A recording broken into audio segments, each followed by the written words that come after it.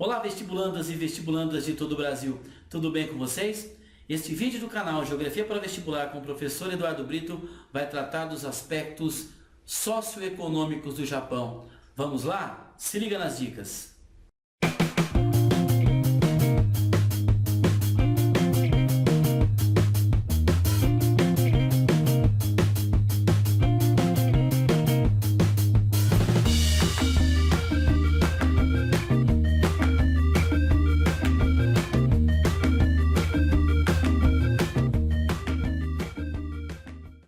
Quando falamos da população japonesa, sempre vem à nossa mente o fato da qualidade de vida do japonês ser altíssima. Também adoram peixe cru, adoram comer bambu, um broto de bambu, adoram comer algas, ou seja, é uma alimentação que se destaca principalmente pela sua elevada qualidade.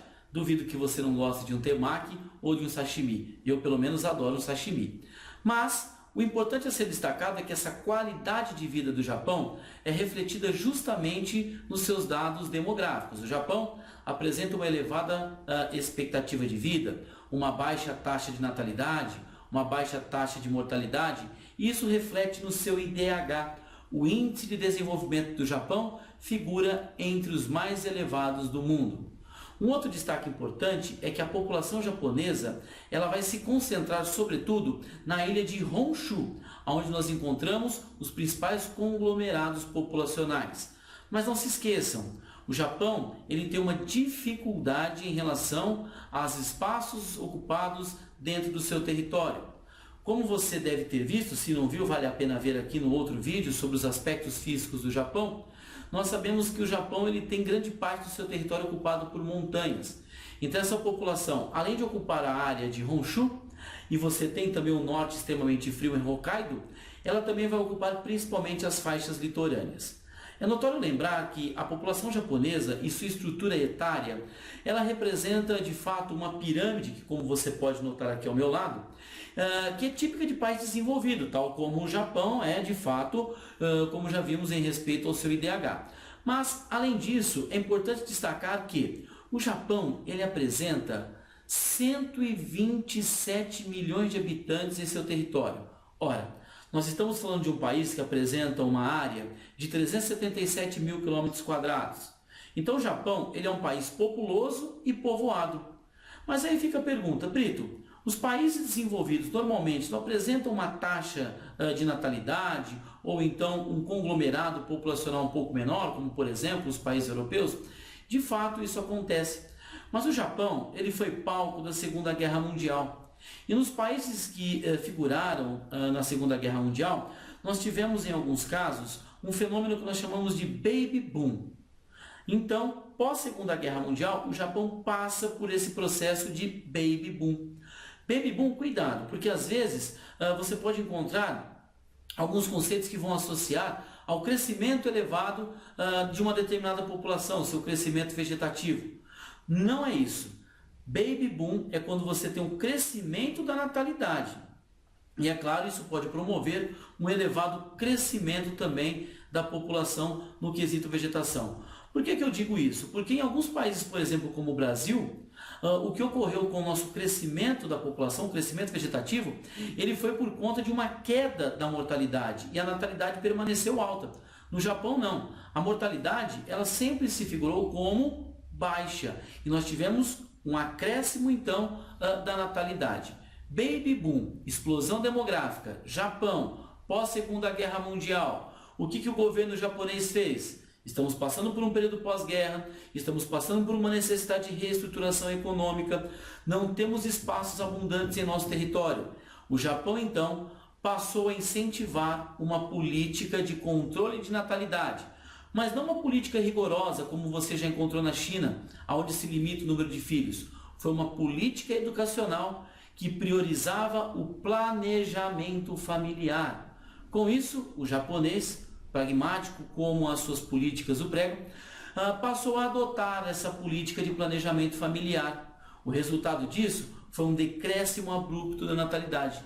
Então, hoje, o Japão, como você nota aqui, na pirâmide etária japonesa, nós temos uma diminuição abrupta da população infanto-juvenil e um aumento da população senil, da população idosa. Ou seja, o Japão está no estágio avançado de envelhecimento da sua população.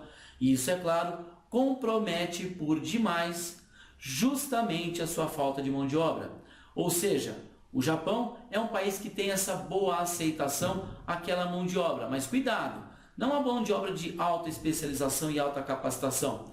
É uma mão de obra que se destaca por ser uma mão de obra de baixa especialização. O Japão tem mais de 1000 universidades públicas, então o japonês ele é uma mão de obra capacitada, especializada e tecnologicamente preparada. Então os brasileiros, filipinos, malaios que acabam se dirigindo para o Japão são aqueles que vão ocupar esses postos de trabalho de baixa remuneração e também de baixa especialização.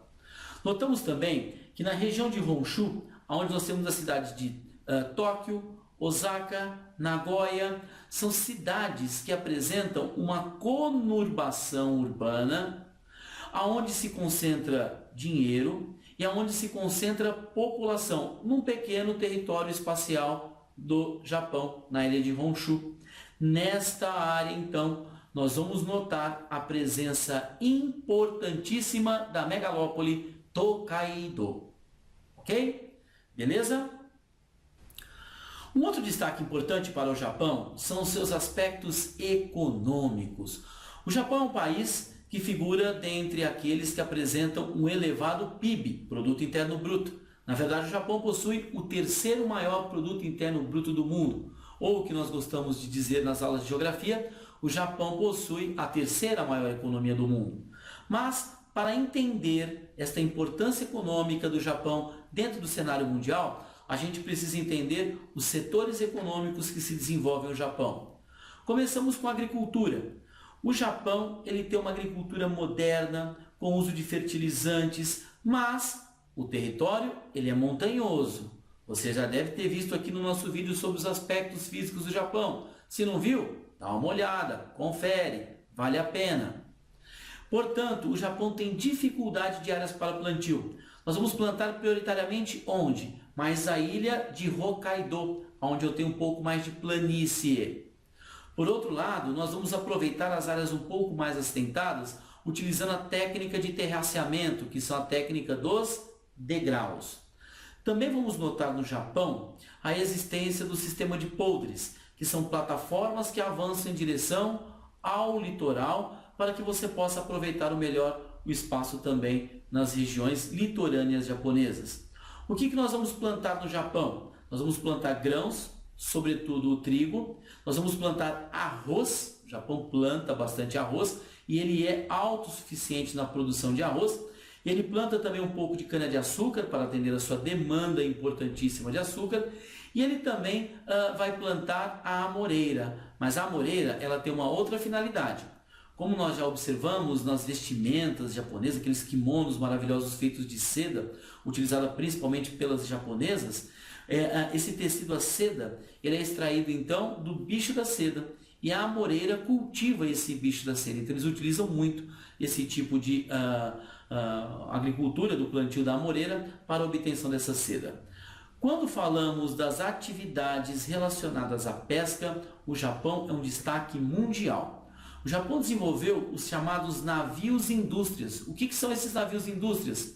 São navios tecnologicamente preparados com radar, sonares, GPS para identificar um cardume no oceano. Ele identificou o cardume, ele vai lá e pesca. E ali dentro do pescado que é retirado do mar, ele já sai totalmente beneficiado para a sua exportação. Então, uma pesca de alta tecnologia. Um outro destaque vai para os recursos minerais do Japão. O Japão ele tem uma carência enorme de recursos minerais. E esses recursos minerais japoneses, eles, por serem carentes, necessitam de importação.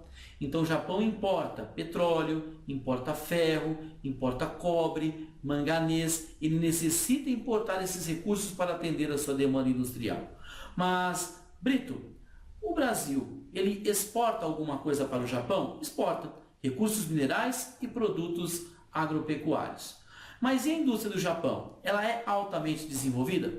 Bom, Isso já é assunto para o próximo vídeo, onde eu vou destacar para vocês alguns aspectos históricos do nosso Japão em relação ao desenvolvimento da sua indústria. Por isso, não se esqueça e não perca o nosso próximo vídeo sobre o histórico da industrialização do Japão. Valeu! E aí, gostou do nosso vídeo? Então dá um like aqui, deixa um comentário, compartilha com os amigos. Já é inscrito no nosso canal? Não?